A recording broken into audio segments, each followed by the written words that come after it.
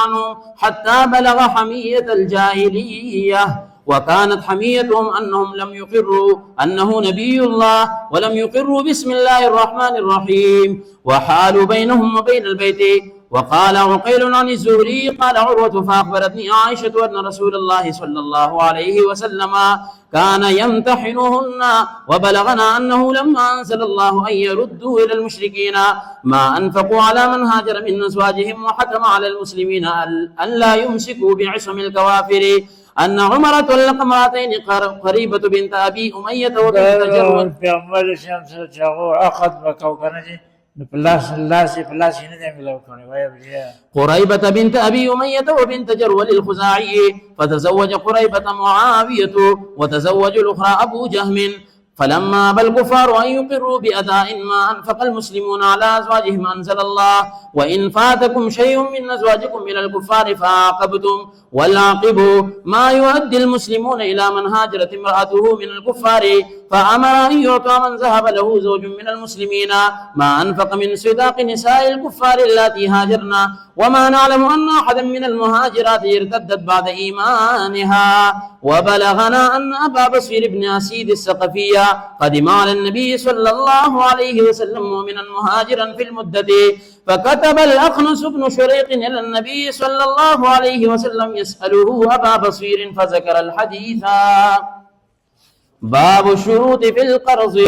وقال الليث قال حدثني جعفر بن ربيعة عن عبد الرحمن بن هرمزة عن أبي هريرة رضي الله عنه عن النبي صلى الله عليه وسلم أنه ذكر رجلا سأل بعض بني إسرائيل أن يسلفه 1000 دينار فدفعها إليه إلى أجل مسمى. وقال ابن عمر رضي الله عنهما وعطاء: إذا أجله في القرض جازا. باب المكاتب وما لا يحل من الشروط التي تخالف كتاب الله. وقال جابر بن عبد الله رضي الله عنهما في المكاتب: شروطهم بينهم. وقال ابن عمر أو عمر رضي الله عنهما: كل شرط خالف كتاب الله فهو باطل وإن اشترط 100 شرط.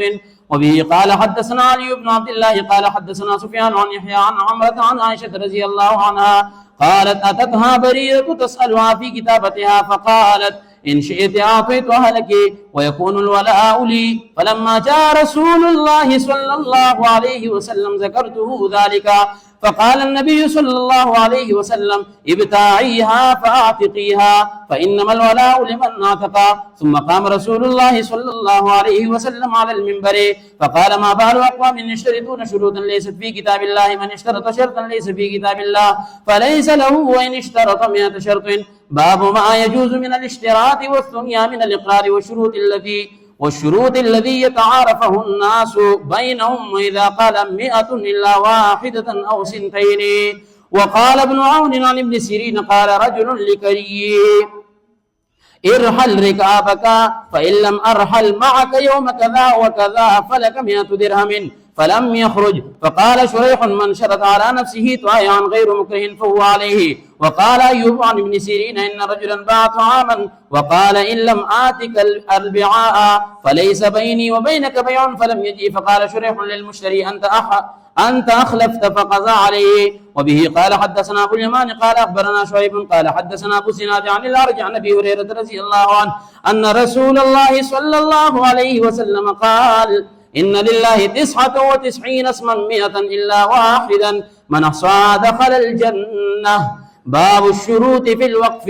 وبه قال حدثنا قتيبة بن سعيد قال حدثنا محمد بن عبد الله الأنصاري قال حدثنا ابن عون أنبأني نافع عن ابن عمر رضي الله عنهما أن عمر بن الخطاب أصاب أرضا بخيبر، فأتى النبي صلى الله عليه وسلم يستأمره فيها، فقال: يا رسول الله، إني أصبت أرضا بخيبر لم أصب مالا قط أنفس عندي منه، فما تأمر به؟ قال: إن شئت حبست أصلها وتصدقت بها.